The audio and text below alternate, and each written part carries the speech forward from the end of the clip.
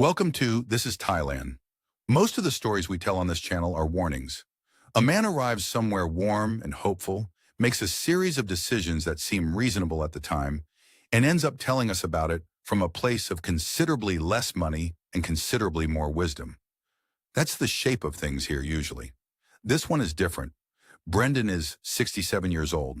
He's from the Irish Midlands, Mullingar, County Westmeath, if you know it, and most of you don't, which is fine, because neither does most of the world. He spent 38 years working structural steel. He is not a dramatic man. He is not, by his own admission, a particularly interesting one. But what happened to Brendan in Chiang Mai, and more importantly, how it happened, and why it went the way it did rather than the other way, that's worth an hour of your time, especially if you're sitting somewhere cold right now, thinking about making a change. Here's his story, in his own words, right. So, I worked steel for 38 years, structural fabrication, the actual bones of buildings, bridges, industrial sheds, that kind of thing.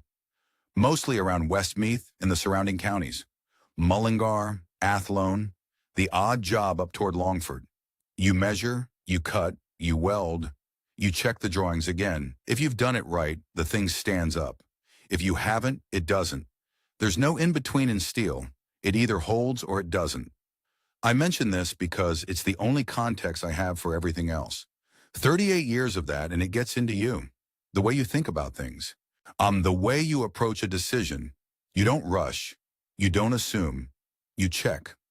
My marriage was 26 years. Married. We had 2 kids, Sinead, who's 31 now, and Siren, 28.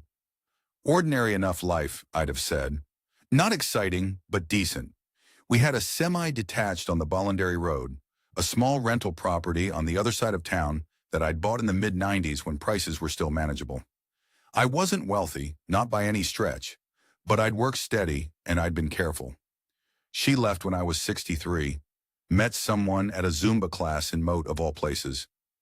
I'm not going to say a great deal about that because it's her life, and she's entitled to it, and also because I'd be here all day, and that's not the story.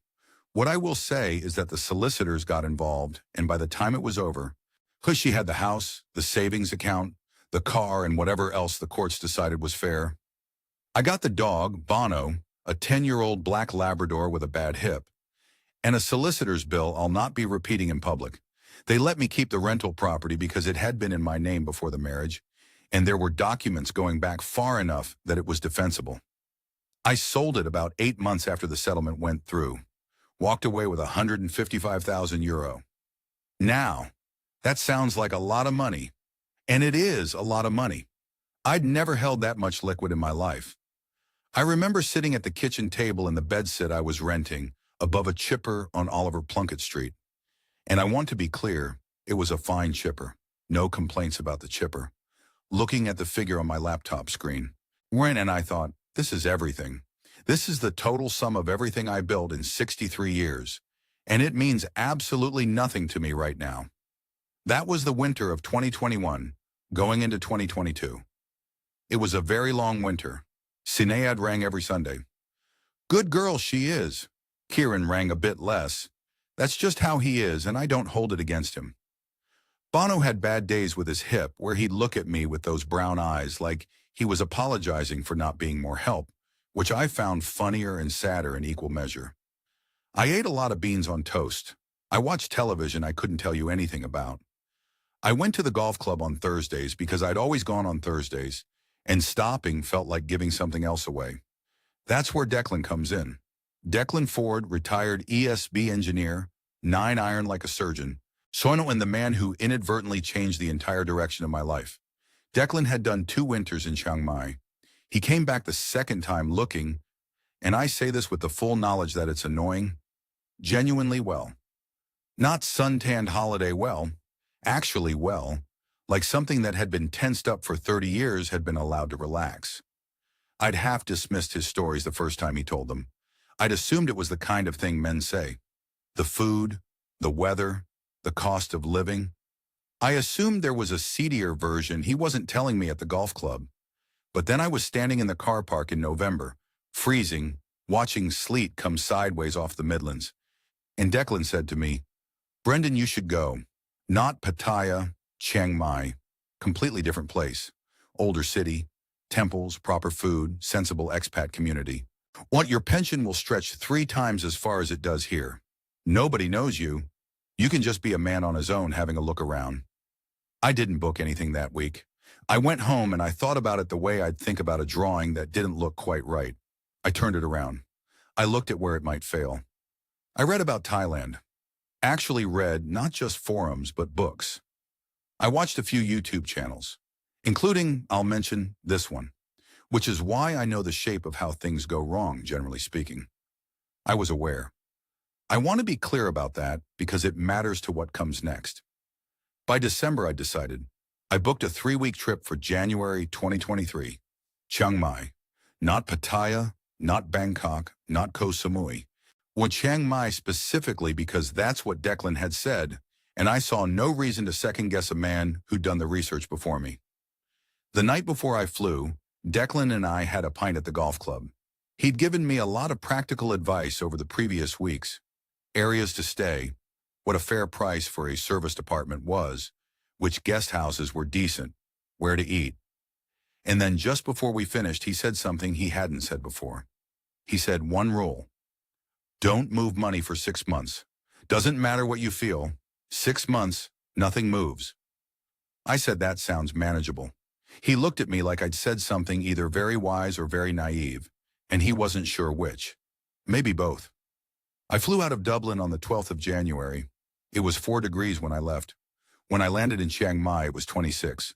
I stood outside arrivals and the heat it landed on me like something physical. Not unpleasant, the opposite. I stood there for probably a full minute just breathing it in, while motorbikes went past and someone behind me was trying to get a taxi, and a monk in orange robes walked by with his head down, perfectly calm in all the noise. 65 years old, divorced, living above a chipper with a 3-legged labor policy, as I'd started calling him affectionately, because Bono by that point had essentially given up on the bad hip entirely. Knowing nobody in Chiang Mai, knowing the shape of how things go wrong, that's where it starts. I'd taken a room in a small guest house just outside the old city walls on a side street off the Phi Road. Nothing fancy. Clean, air-conditioned, a window that looked onto a wall, a 7-Eleven 40 meters away. Perfect as far as I was concerned. I didn't need a view. I needed somewhere to put my bag and think. The first 3 days I just walked. That's all. I wasn't looking for anything in particular. I wasn't on a mission. I'd done enough reading to know that men who arrive in Thailand on a mission generally complete it, and not always in the way they'd intended. So I walked. Chiang Mai is not what I expected, and I say that having tried to have no expectations. The old city is this square surrounded by a moat, an actual moat with water in it, and the old brick walls still standing in places, and these enormous trees growing up through everything. You'd walk around a corner expecting a car park and find a temple instead. Wat Chedi Luang, Wat Phra Singh. Gold everywhere. Monks in orange going about their mornings like men going to work. The smell of incense and frangipani, and something being fried just out of sight. It was busy without being frantic. Not like Bangkok from what I'd read. Bangkok is a different proposition entirely. I ate well. I'll say that for the first 3 days I ate very well. There was a little place near my guest house where a woman had a cart set up from about 7 in the morning. Muping, which is pork on skewers, charcoal grilled, served with sticky rice in a little plastic bag. 20 baht. Less than 50 cents. I had it every morning for the first week, and then most mornings after that. I mention it because it's such a small, stupid thing to become important to you, but there it is. I picked up a Song Theo, one of those red pickup trucks they use as shared taxis, and went up to Doi Suthep on the second day, the temple at the top overlooking the whole city, climbed the 300-odd steps, stood there at the top with my hands on my knees catching my breath, 65 years old and considerably less fit than I'd been in the yards, looking down at Chiang Mai spread out in the haze below. And I thought, all right, I can see why Declan looked well. The fourth day was a Sunday. I had no particular plan. I'd heard there was a walking street market near the Nimen area, Nimen Road, the newer, slightly more upmarket part of the city, where the coffee shops and boutique hotels are. I took a Song Thao over. The market ran along one of the side streets off Nimen itself, stalls on both sides, handmade things mostly. Jewelry, clothing, artwork, food, the usual. I walked through it slowly, not buying anything, just looking. That's when I stopped at the soap stall. I stopped because it was tidy. That's the honest reason. In among stalls that were slightly chaotic, slightly overstuffed, this one was arranged. Small bars of soap in rows, fabric items folded flat, a handwritten price list in both Thai and English. Everything had a place. I noticed that kind of thing. 38 years in fabrication, you notice when something's been organized by someone who thinks before they act. One picked up a bar of soap, lemongrass. She said the price, 90 baht, a bit over €2, and I said I'd take it, and while she was wrapping it, she asked in careful English, was I a tourist or was I staying a while? I said I wasn't sure yet. She nodded at that like it was a reasonable answer. Her name, her nickname, which is how Thai people introduce themselves, I'd learned, was Nok.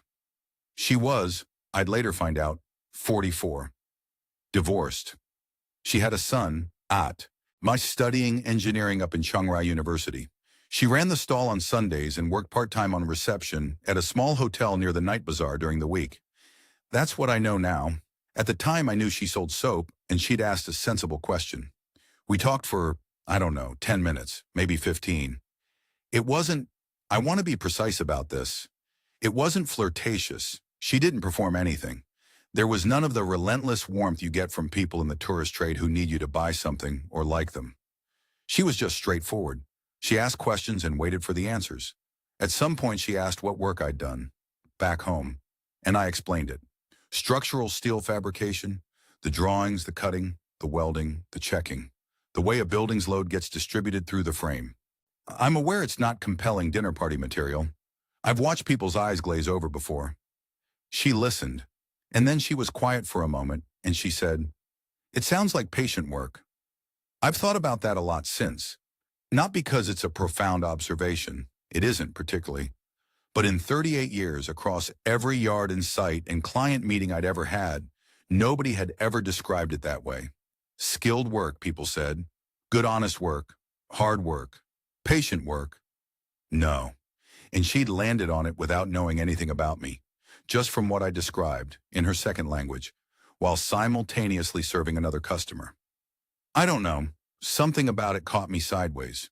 We exchanged line contacts before I left. If you're not familiar, Line is what everyone in Thailand uses. Not WhatsApp, not texts. Line. She typed her details carefully into my phone and handed it back and said she hoped I'd enjoy the rest of my stay.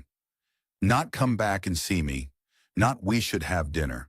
She hoped I'd enjoy my stay. I went back the following Sunday, the day before my flight home. I bought another soap I didn't need. We talked for 20 minutes. She asked if I'd decided about staying. I said not yet, but probably yes eventually. She said Chiang Mai was a good city for people who didn't rush.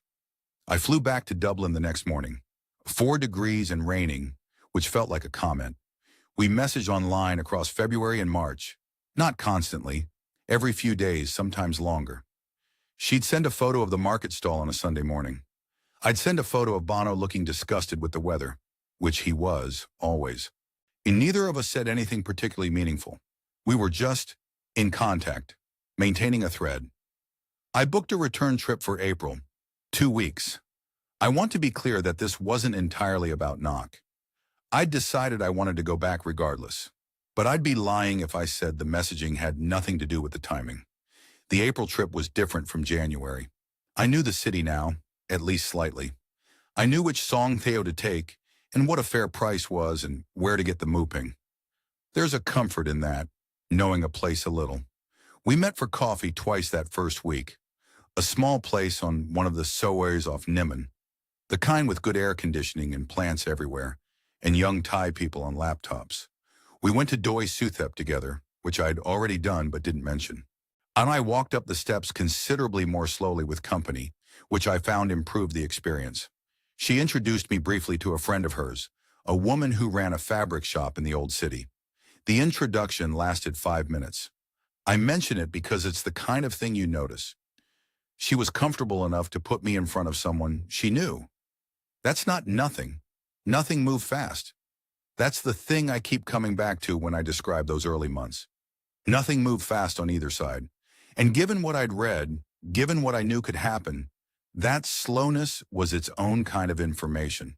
It was towards the end of the April trip, the second week I'd been there 11 days, when the conversation happened that I think about most when I try to explain how this whole thing went the way it did, rather than the other way. And we were sitting outside a small khao soi place near the old city, just off Ratchadam Noan Road. Khao soi is the dish Chiang Mai is known for. A coconut curry broth with egg noodles, crispy noodles on top, chicken or beef, a bit of pickled cabbage on the side. I'd had it 4 or 5 times by then, and I could already tell this version was better than the others, though I couldn't have told you exactly why. There were plastic stools and a table the size of a tea tray, and motorbikes going past every 30 seconds, and it was 32 degrees at 2 in the afternoon.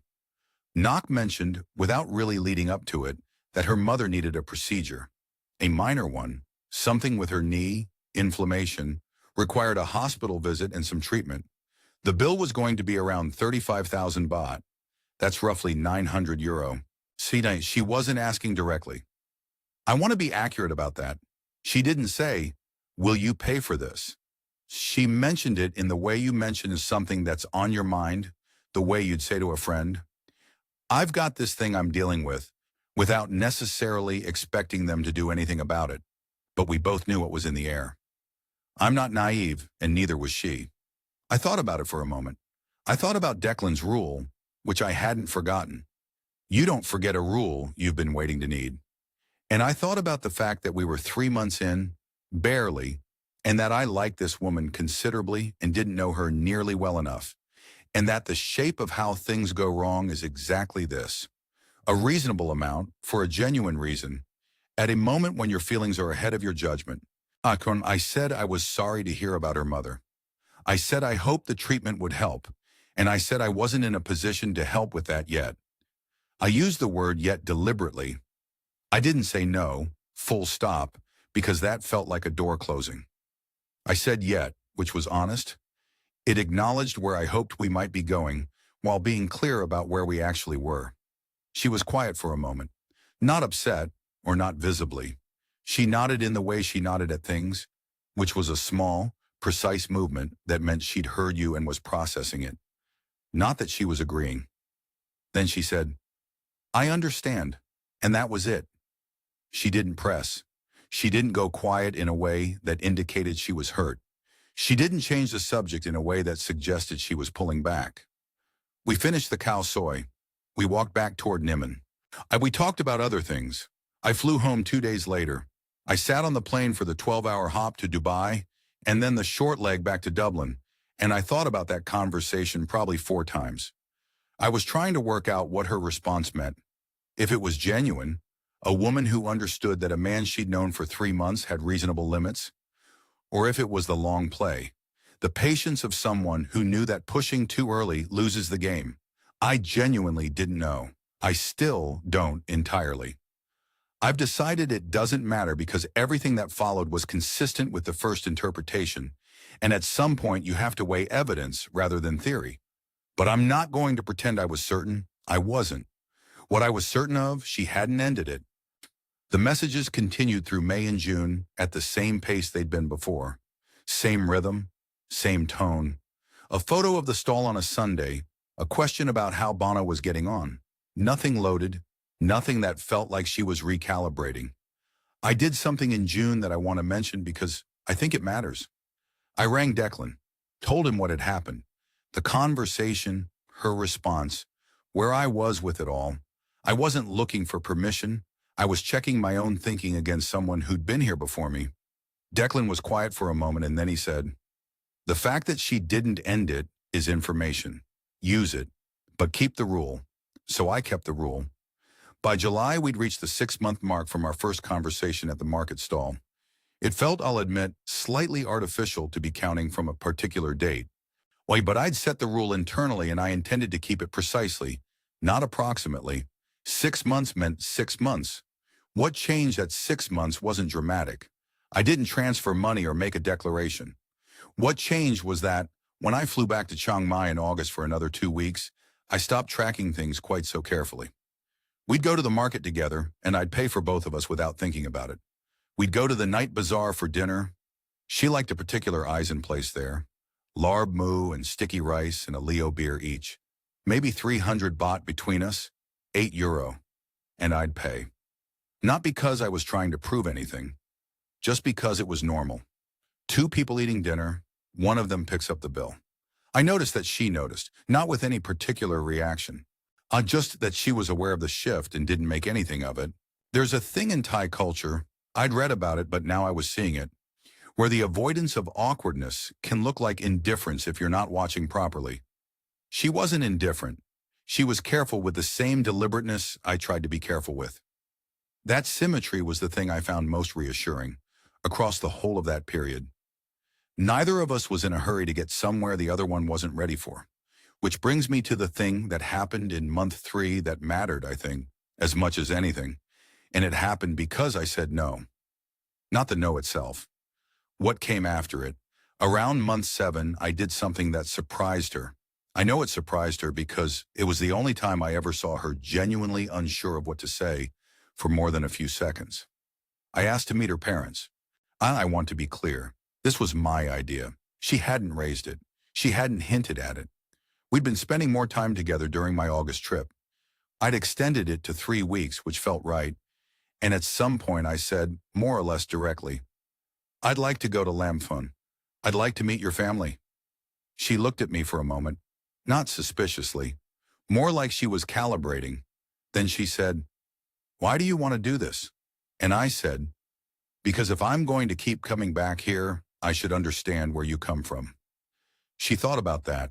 Then she said, most men don't ask. I said I could believe that. We went the following weekend. Lamphun is about 30 kilometers south of Chiang Mai. You can get there on a song thayu for 30 baht, less than €1, along a road lined with tall yang trees that form a canopy overhead. And the town itself is quiet, older feeling than Chiang Mai, a few temples, a market, streets where not much is happening. Her parents' house was on a residential sowi, about 10 minutes walk from the center. A single-story house, concrete, a small covered area at the front with plastic chairs and a spirit house on a post by the gate. Modest. Clean. Her parents were in their mid-70s, her mother still quite active, her father slower and quieter. A younger sister, Dao, was there. She works in a school in Lamphun, teaches primary. Nok had a nephew, Dao's boy, 7 years old, who regarded me with a level of scientific curiosity I found entertaining. The meal was rice and several dishes in the center of the table. A fish curry, some stir-fried vegetables, a som tam that was considerably spicier than anything I'd ordered in a restaurant. I didn't embarrass myself. I used a spoon rather than a fork for the rice, which is actually the correct way to eat in Thailand, something I'd read. Small thing, but I think it was noticed. What I paid attention to was Nok. Not me, not the family. Nok. The way she moved around that house. How she spoke to her mother, who had the authoritative manner of a woman accustomed to running things. How she managed the translation, keeping me included without making her parents feel like they were being reported on. How she watched her nephew and smiled at him in a way she didn't perform for anyone's benefit. The mother served me food before herself, before her daughters. I didn't fully understand the significance of that at the time, but I noticed it. Nok told me later that it was a gesture of respect, putting the guest first, in not just politeness, something more deliberate. We drove back to Chiang Mai that evening. Nok was quiet in the Song Thao for a while. Then she said, my mother asked me after lunch if you were serious. I asked what she'd told her. She said, I told her I didn't know yet, but that you were careful. I thought that was probably the most accurate thing anyone had said about me in years. Month 9. I paid for a flight so Nok could go to Chiang Mai to see Ott. The ticket was 4,500 baht, €120 roughly, on a domestic carrier. Not a significant amount of money by any measure, But I want to be precise about why I'm mentioning it. It was the first time I'd moved money in the direction of her family, even indirectly, and I watched what happened afterward. What happened was nothing. She thanked me. She went to Chiang Mai for 3 days. She came back. She sent me a photo of herself and Odd at some place near the university, both of them squinting into the sun. She didn't mention the flight again. There was no follow-up request, no escalation. The transaction sat there on its own, complete, with no tail attached to it. I know how suspicious that might sound, that I was watching for escalation the way you'd watch a crack in a weld. But this is what I mean when I say the approach gives the real thing room to show itself. You're not preventing anything by being careful. You're just creating the conditions where the truth, whatever it is, has to operate on your timeline rather than someone else's. By the time I flew home in November, we'd been in contact for almost a year, not constantly together. I'd been back in Ireland for a total of about 5 months across that period, and she'd never once asked me to stay longer or to come back sooner than I'd planned. I was on my Irish pension by then, which came to about €1,150 a month.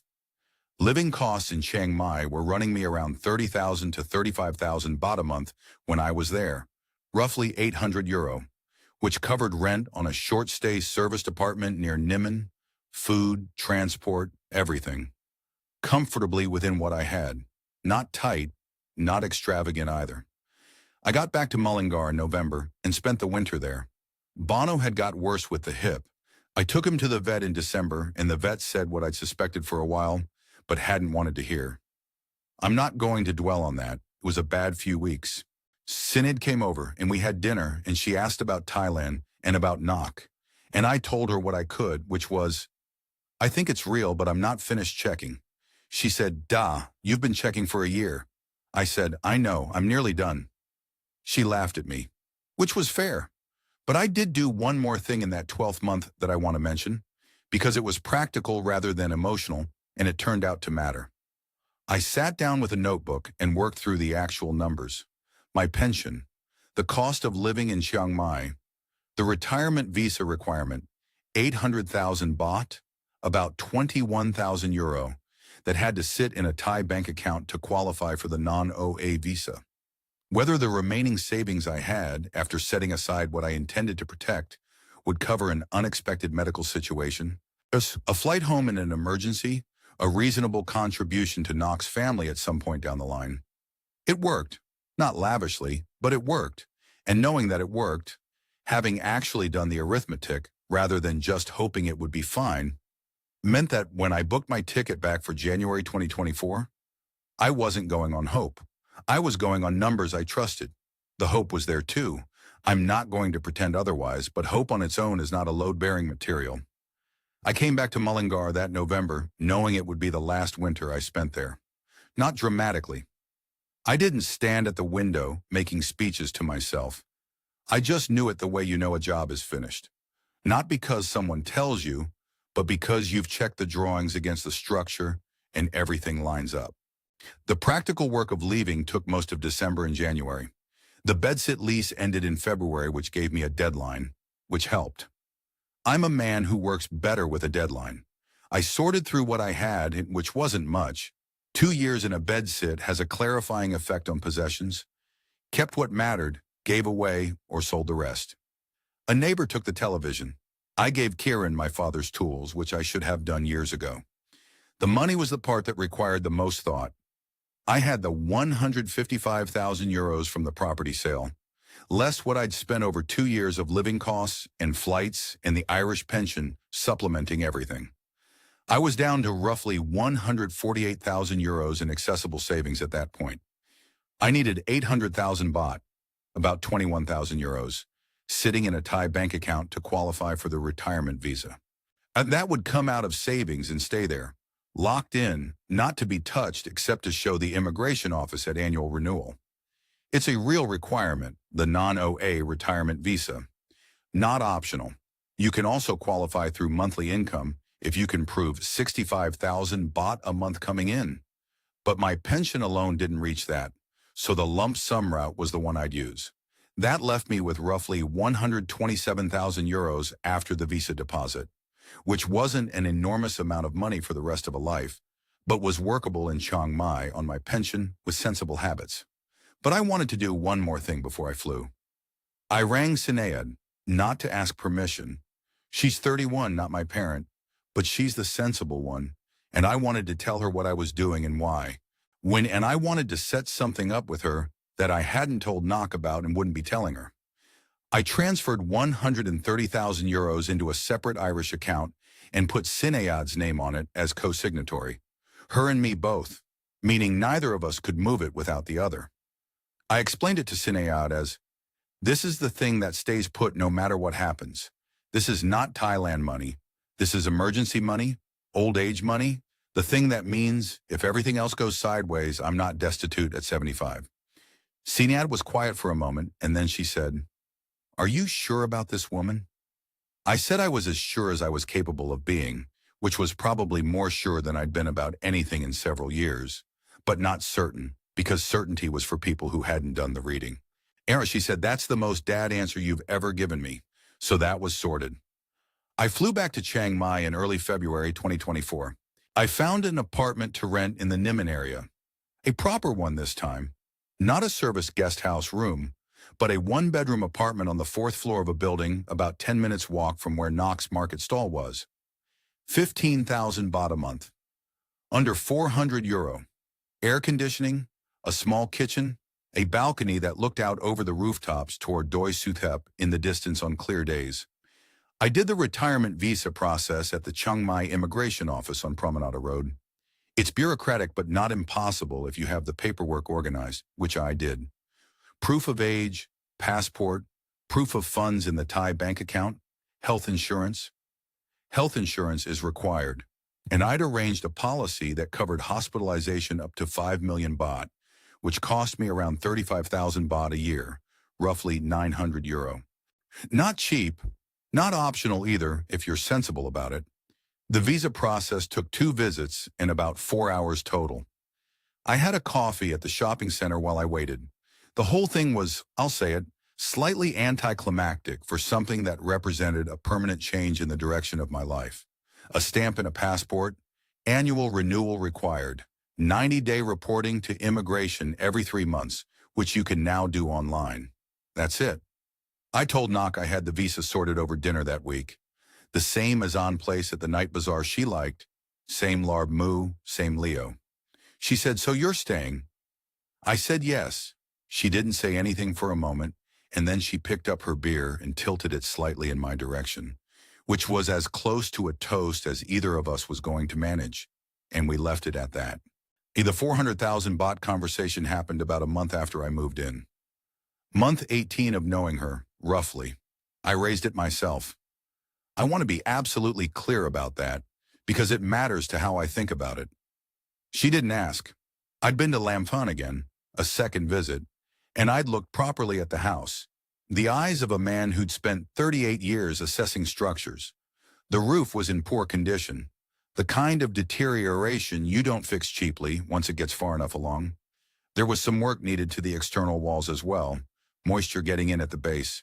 I'd asked Knock quietly what it would cost to address. She'd asked a builder she knew. The figure came back at around 380,000 to 420,000 baht for the full job done properly. Call it 400,000. That's roughly 10,500 euro. I thought about it for a week, not anxiously, just going through the arithmetic and the reasoning the way I'd approach any job I was being asked to assess. What was the work worth? Was the figure fair for the area? What did it mean in the context of what I had and what I could afford? Whether I was doing it because I felt I had to, or because I decided it was right. I decided it was right. Not generous, right. This was her parents' house. She was the eldest daughter.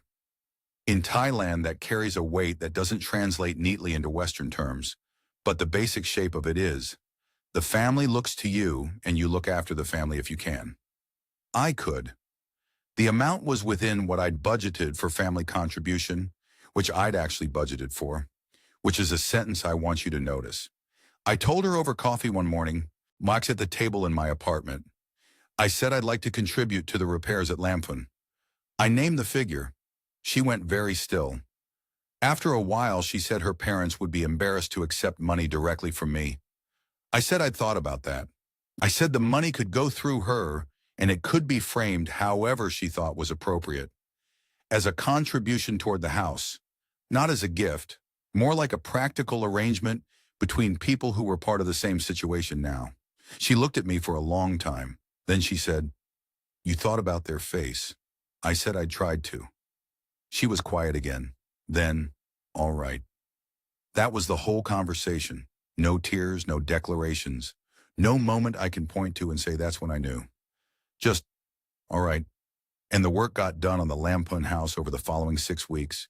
Anna and I went down once to have a look, and it was done properly.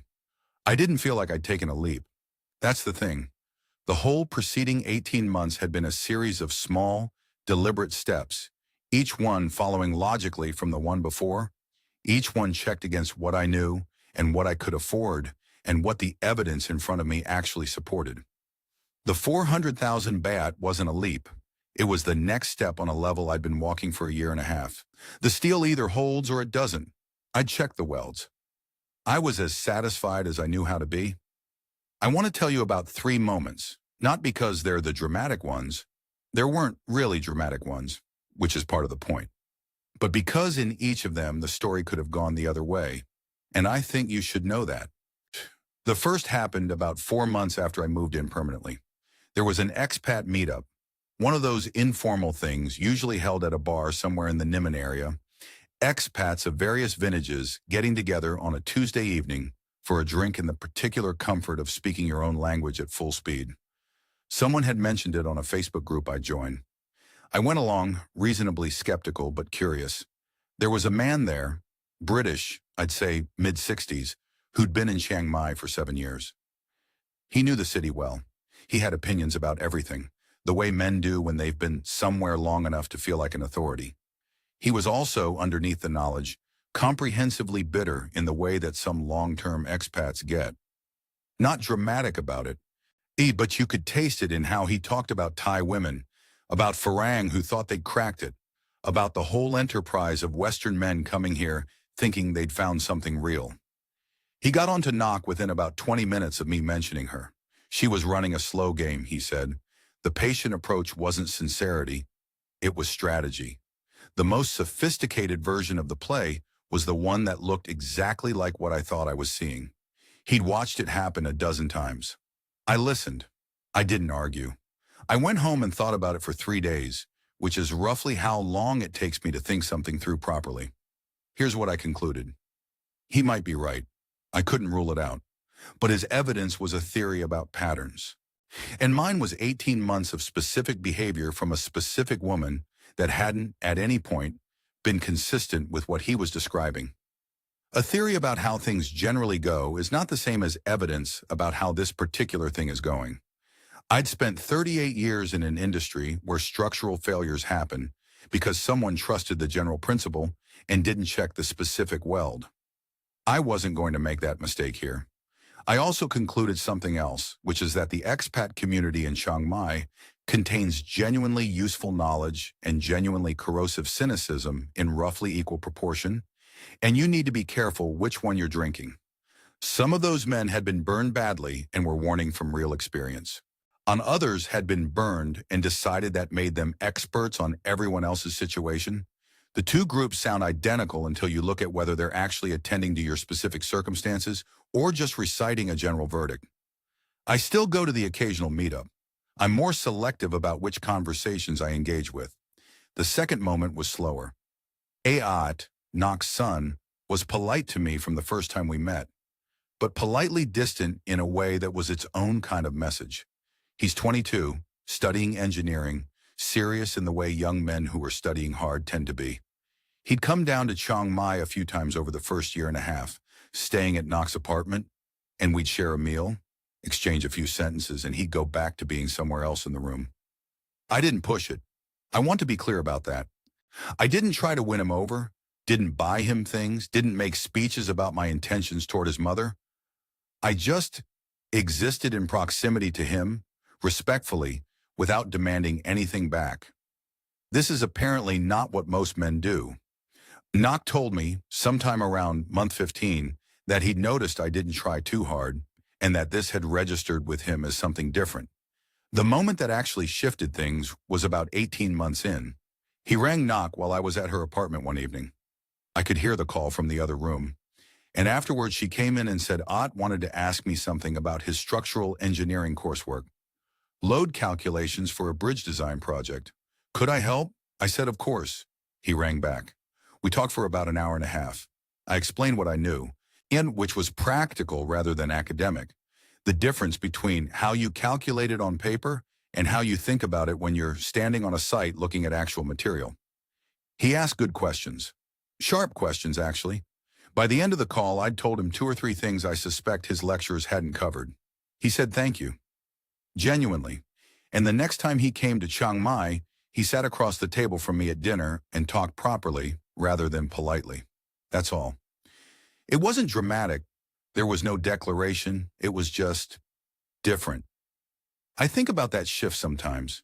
The patience required to get there. The discipline of not pushing when you want to push. It cost me nothing except time, and it would have cost everything if I'd handled it the wrong way. The third moment was harder to talk about because it wasn't about Knock or her family at all. It was about me. About 8 months after I moved in permanently, I had a night, a bad one, not for any particular external reason, where I sat on my balcony at about 11 o'clock with a Chang beer going warm in my hand, and I thought, what exactly are you doing here, Brendan? 66 years old, from Mullingar. In an apartment 4 floors up in Chiang Mai with a woman you care about who is from a completely different world, who has a son you're only now starting to get to know, who has a family you're never going to be fully legible to in the way you might want to be. Is this actually a life? Or is it an old man filling a shape that used to be his life with something that looks like it from certain angles? I sat with that for a while. I didn't try to resolve it with a list of reasons. I just let it be there. And what I came back to eventually was this. I didn't need to answer the abstract question. What I had was evidence of how I actually felt most days, which was more present and more at ease than I'd been at any point in the preceding 3 years. That mattered. The philosophical doubt about whether it was real or a construction or an old man's consolation, I couldn't resolve that, and I decided it was probably unresolvable, and I decided that uncertainty was livable. Not everyone can decide that. Some men can't sit with not knowing and still act. One happened to be one who can. I'm not sure that's a virtue so much as a temperament, but it's what I've got. Knock knew something was off that week. She didn't ask directly. That's not how she operates. She made a slightly better dinner than usual and left it at that. I noticed. I said nothing either. We've both, by some unspoken agreement, decided that some things don't need to be excavated to be understood. That probably, more than anything else, is how I know it's real. So, that's where I am now. 67 years old. Apartment on the 4th floor in Deepening at Chiang Mai. The balcony faces roughly northwest, which means on mornings when the air is clear, less often than you'd like, the city gets smoke from burning season in February and March that sits in the valley like a gray blanket. You can see Doi Suthep up there, above the rooftops. I have my moo ping in the morning from the same cart, different woman now, same spot. I walk. I read. I've joined a walking group of mostly older expats that goes out on Tuesday and Saturday mornings.